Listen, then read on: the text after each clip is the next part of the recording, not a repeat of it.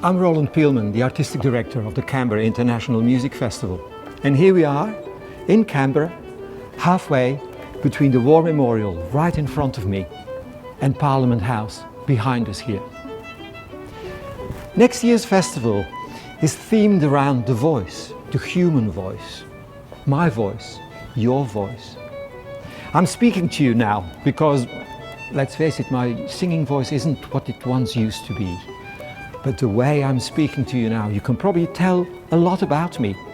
The kind of language I speak, the way I use the language, perhaps the language I used to speak, where and how I was educated, where I come from.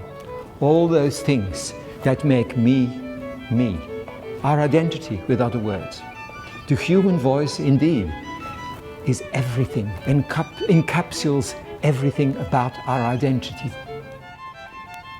Somewhere here, my voice is situated, halfway our head and our heart. So what's on my heart and what's on my mind probably comes through in the way I speak. Our festival next year features more than 50 events. And for the first time, we have a real pre-festival season. At the Australian National University, the new cultural precinct called Canberra at ANU will be the home to a concert by Ensemble Offspring, Birdsong at Dusk, as well as Chambermaid's acclaimed production, Permission to Speak, a really poignant a cappella work for four singers actually, about relationships between parents and their children. And behind me here is the National Carillon. That will be the setting for 5 sunset recitals leading up to the opening of the festival on May 1. Indigenous musicians are probably the most important thing in this coming festival.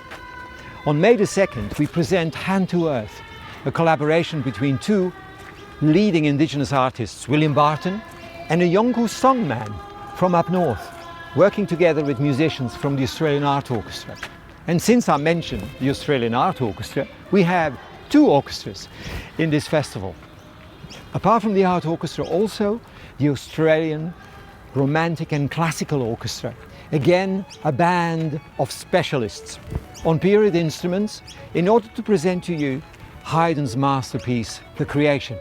We've assembled 4 leading ladies of the keyboard to present a piano extravaganza for you called Pianissima.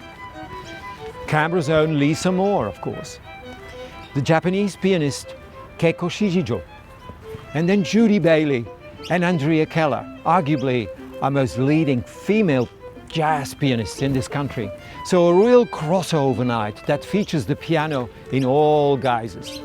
Exclusive to the festival this year is Sam Amidon, a celebrated and acclaimed folk artist, but not just a folk artist. He's a real genius as a singer, as a fiddle player, as a banjo player, as a mandolin player.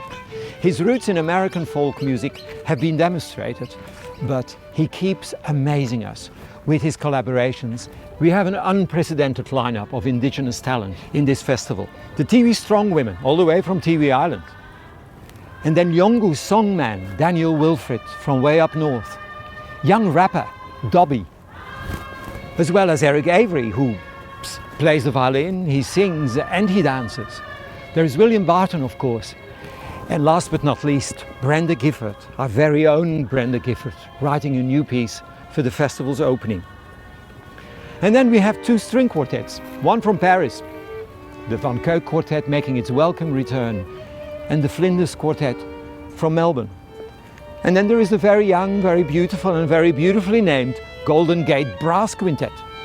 Many pianists also. I should point out perhaps Lisa Moore, Keiko Shijijo, all specialists in their fields, Andrea Keller, Judy Bailey, as well as Edwin Sungkwil Kim, the Korean-American pianist returning to Canberra after winning the Australian Chopin competition here some years ago. And then we have voices, great, memorable voices. Andrew Goodwin, Celeste Lazarenko, that very beautiful, beguiling and unmistakable voice of Sam Amidon, and the American countertenor Reginald Mobley making his Australian debut. There are some voices to be heard in this festival, giving voice May 1 to 10, cimf.org.au.